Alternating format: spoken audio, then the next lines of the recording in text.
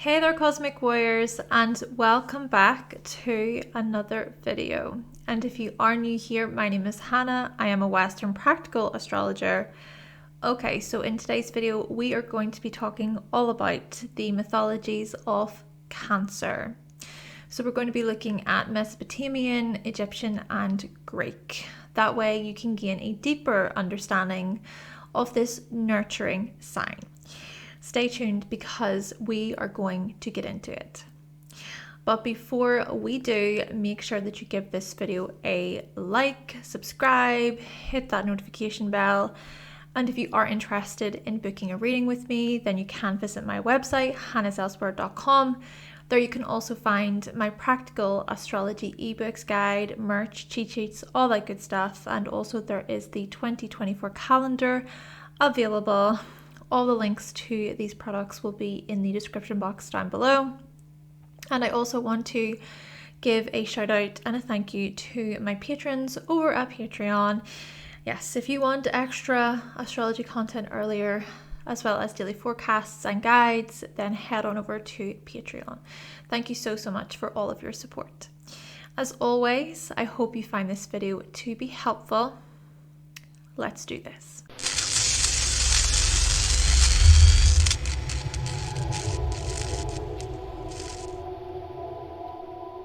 Okay, so before we do get into this, I just want to give a massive shout out to the author of this book, Liz Greene. So this book is called Astrology for Lovers.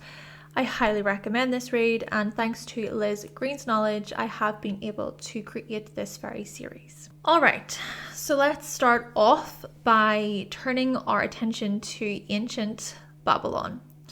The constellation of Cancer was referred to as, I will insert the words here, a name that refers to both a crab and a snapping turtle.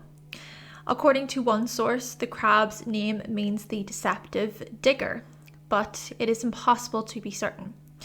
The crab's claws also point toward Leo, the constellation of Leo, the lion.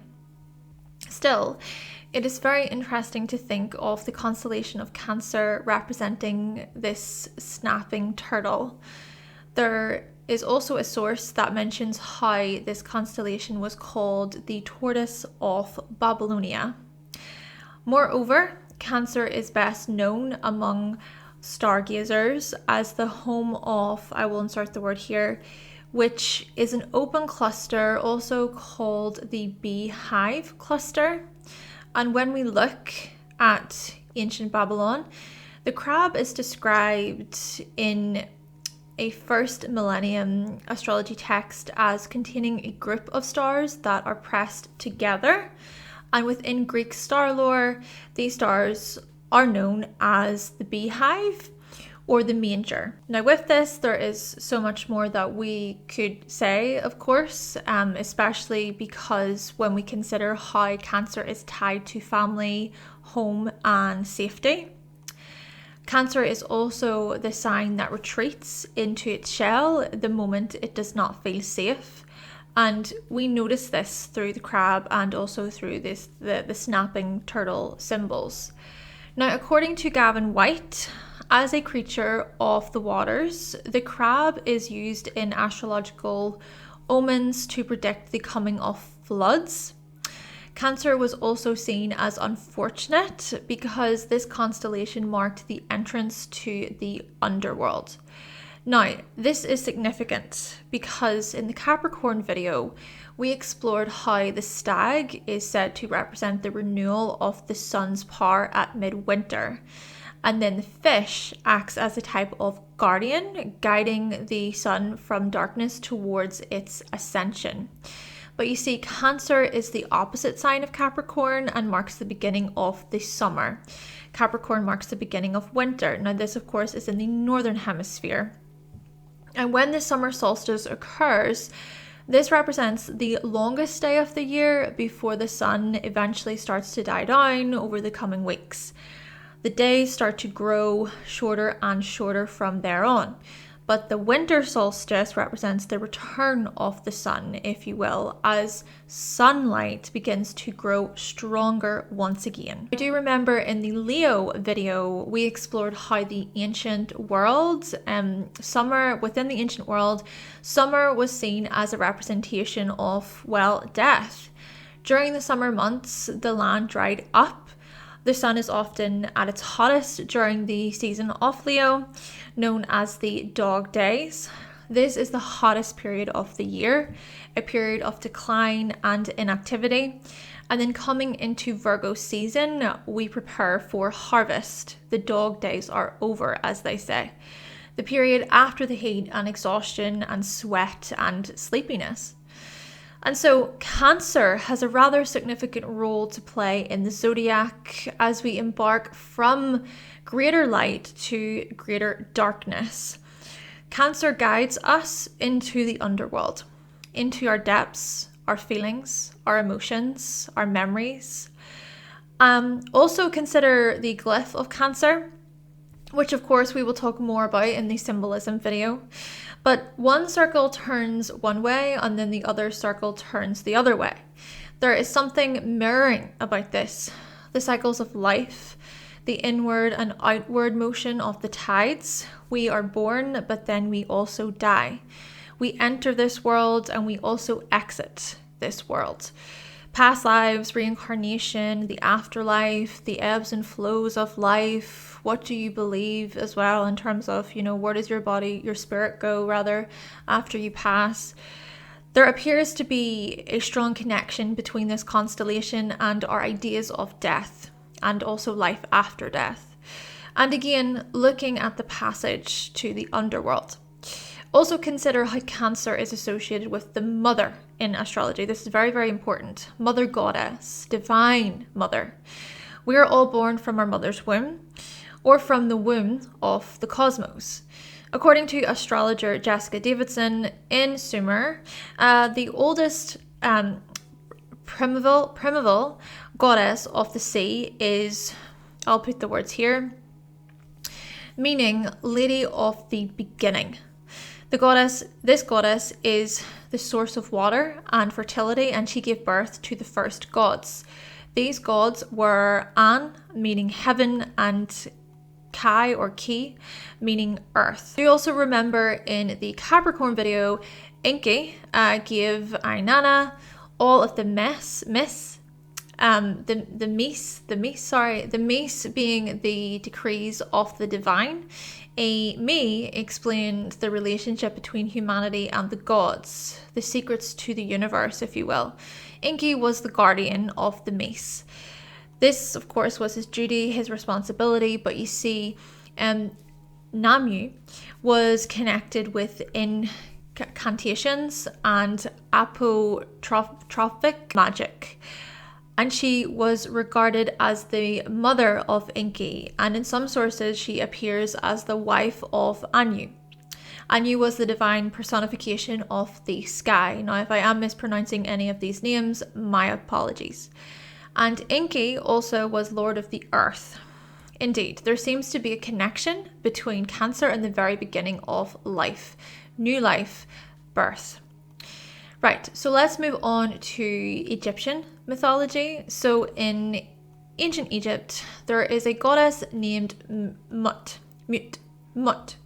She is a primal mother and is associated with creation.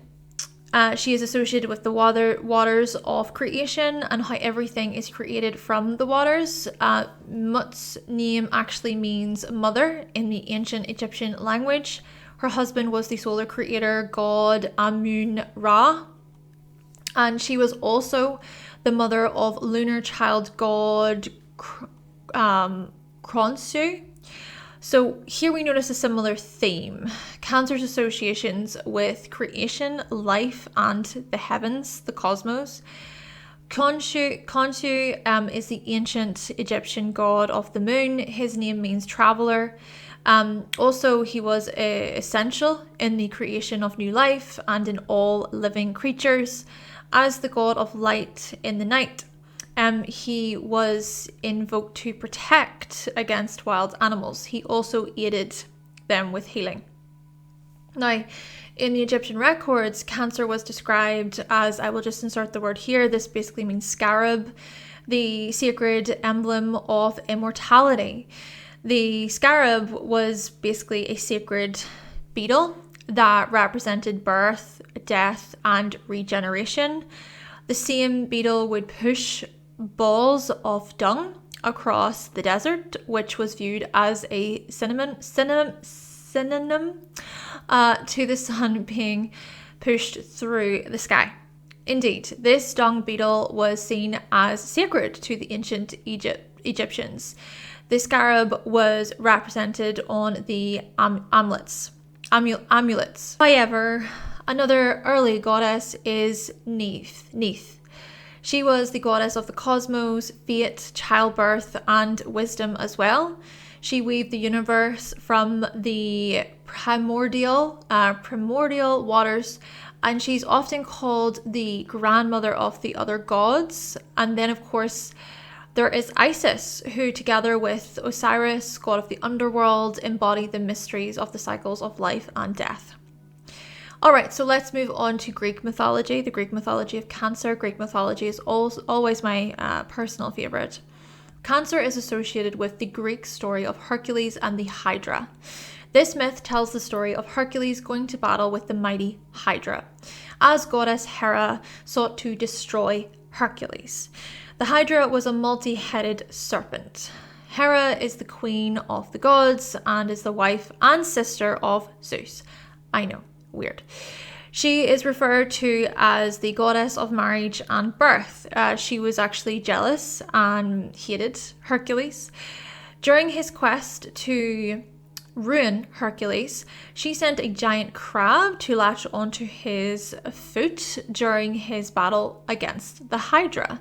But Hercules crushed the crab by stamping on its shell. And so as a reward for the crab's service, Hera placed the crab's image in the night sky as the constellation of Cancer. This myth can, of course, represent the qualities of Cancer that are associated with the likes of being clingy, territorial, being very protective, smothering as well. But it can also be associated with qualities of Cancer that are highly sensitive and perhaps even protective in more of a positive way as well. This myth also points toward the tenacious qualities of Cancer, the determined, the strong qualities too. And there is another myth that I would like to talk about that I think can represent the Cancer archetype very well, and it goes much deeper. It's also quite profound. I actually do prefer this myth. So there is this myth of Krios, okay? Krios the crab. Now, Krios guarded the sea nymphs in Poseidon's kingdom. Of course, Poseidon was the god of the sea. Krios was immortal.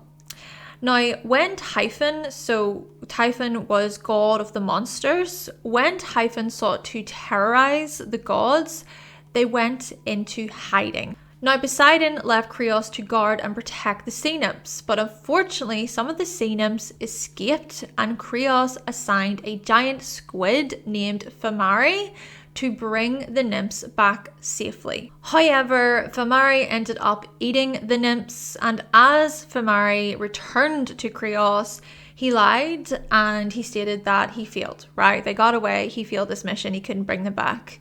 But you see, Krios knew he was lying, and so the two battled it out. After many hours of fighting, Krios won, and Krios, of course, was injured, and so he had to live with this pain as he was immortal. And as Poseidon returned, he recognized the crab's bravery and helped aid his wounds, but not his immortality. So he set Krios's image in the sky as the constellation of Cancer. So through this myth, we recognize the qualities of Cancer that are intuitive due to Krios's knowing that Filmari was lying.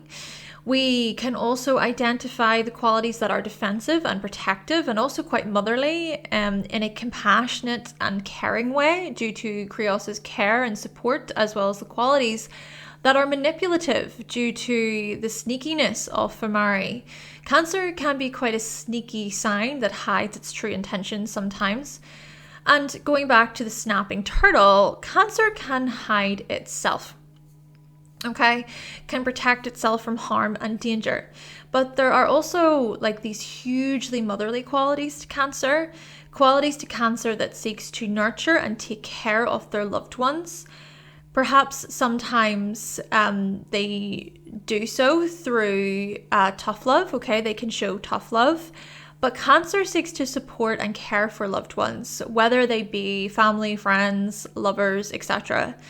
But just focusing on ancient Greek mythology again, the primal mother goddess was Gaia, and Gaia is the personification of the earth.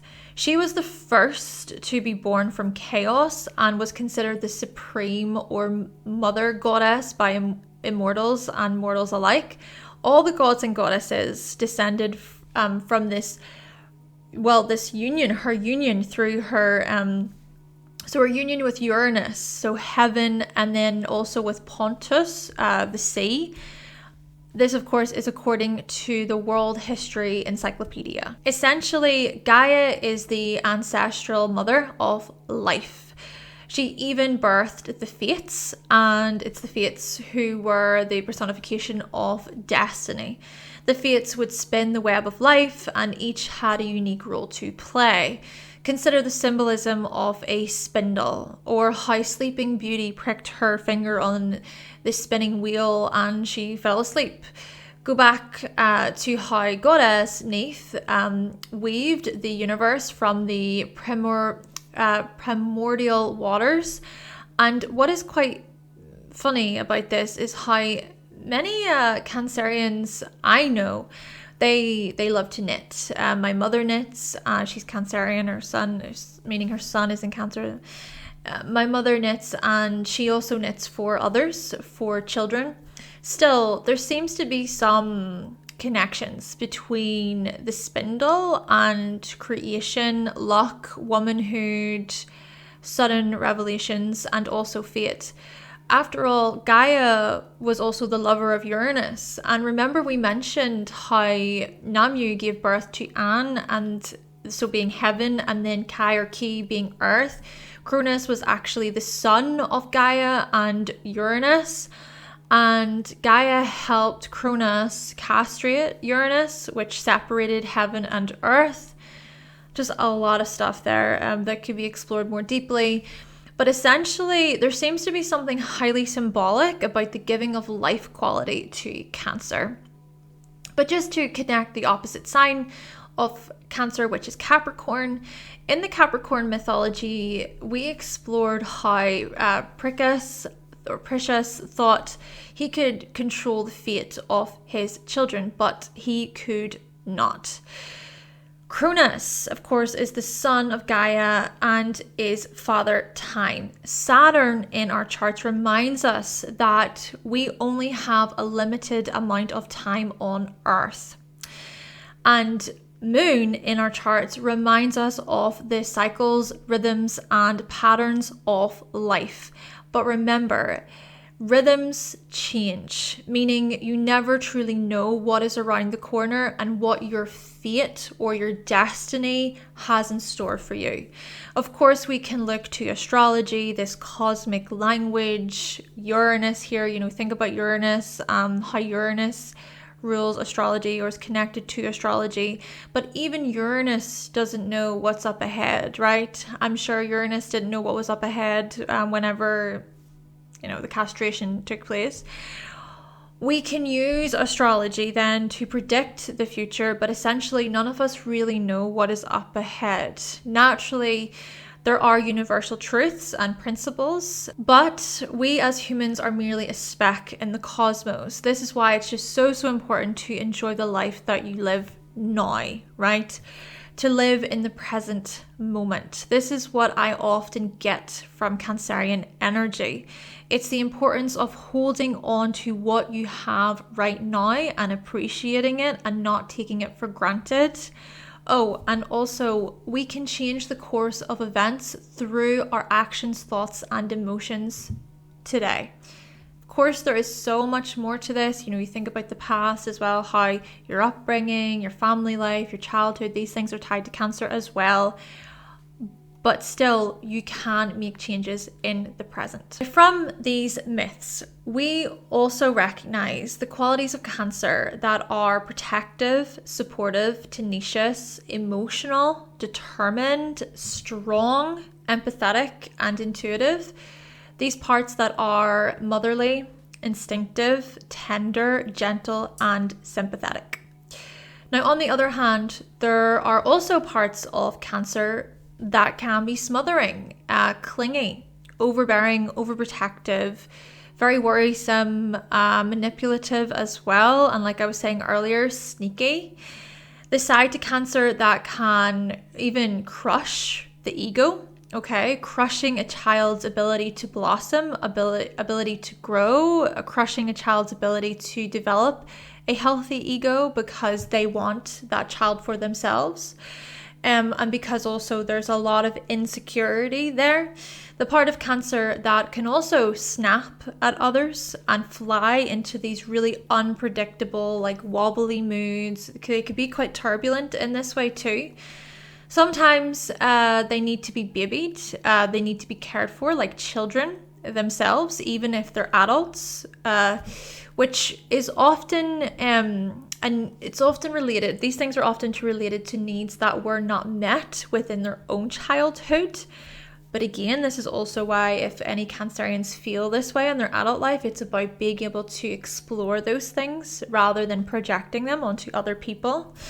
Then again, Cancer can also feel like they must mother or parent everyone else around them. And again, that could also stem from childhood. And once more, this is about being able to see, well, why is that? Why could this be? And this is where we notice the qualities Cancer can often lack. So qualities of rationality, consistency, logic, lightheartedness, enthusiasm, energy, I'd even say responsibility in some ways.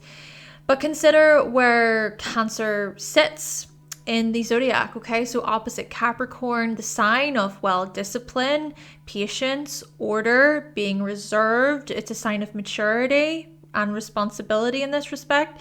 And then also between signs Gemini and Leo. Gemini encourages Cancer to integrate qualities of flexibility, speaking clearly, okay, so being able to communicate what it is that you need and what it is that you think or even feel, and trying not to take everything in so deeply.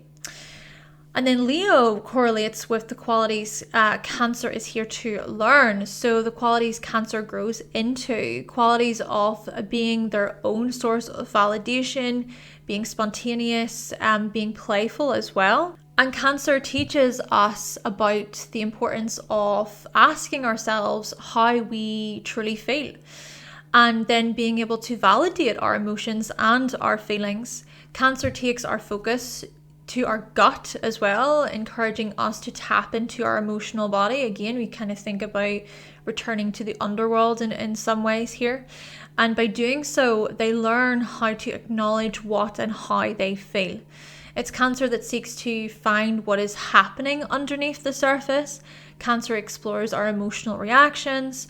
We retreat into our private space, our private world, and we ask ourselves, who am I at my core? And who am I when I'm surrounded by those I'm closest to? Who do I feel the most comfortable with? Who do I feel the most supported by? We experience our own subjective emotional phases and cycles. These types of questions also help us become more aware of our personal needs, comforts, and sensitivities. This in turn helps us discover deeper layers of our personality and our characteristics. But the thing about this is many of our emotional reactions and personal needs stem from childhood, from who we were conditioned by, or from thinking about family, thinking about our upbringing, our parents. And so whilst Cancer and the moon in our charts looks at who we are at our core in this way, this doesn't mean that these things cannot be changed, right? Our feelings are subject to change. Our feelings are also subjective. Our emotions as well are subject to change. Still, this is about our emotional well-being, how we care for ourselves, but also how we support others too emotionally. Cancer energy really is about reflection. It's about deep introspection. It's about support, where current projects and situations are assessed based on our security, our emotional security, our personal needs. And if something no longer feels secure, a new cycle can be created, whilst the current or previous cycle comes to an end or is finalized. But at the same time, it's also looking at certain cycles that never come to an end. You think about grief, for example. That is something that will stay with you most likely for the rest of your life, and it's how you care for yourself through that grief. But overall, Cancer looks at our cycles and our emotional rhythms. This nurturing caregiver is an emotional go-getter who doesn't give up easily on their loved ones and also on their desired goals. Okay then, Cosmic Warriors, so that concludes my video talking all about the mythology of Cancer. Please let me know if you found this video to be helpful. Did you learn something new? I would really appreciate your feedback, and like you, I am always learning. You can find the sources that I used in this video in the description box down below. Definitely be sure to check them out. And again, I just want to say thank you so much to my patrons over at Patreon for all of your support. As always, let me know your thoughts and your opinions on today's video. But with all of that being said, thank you so much for watching. Thank you for subscribing. And of course, if you would like to see more videos from myself and you have not yet subscribed, then make sure that you click that subscribe button and also give this video a like if you did like it today. And I will be back with another video very soon. Bye.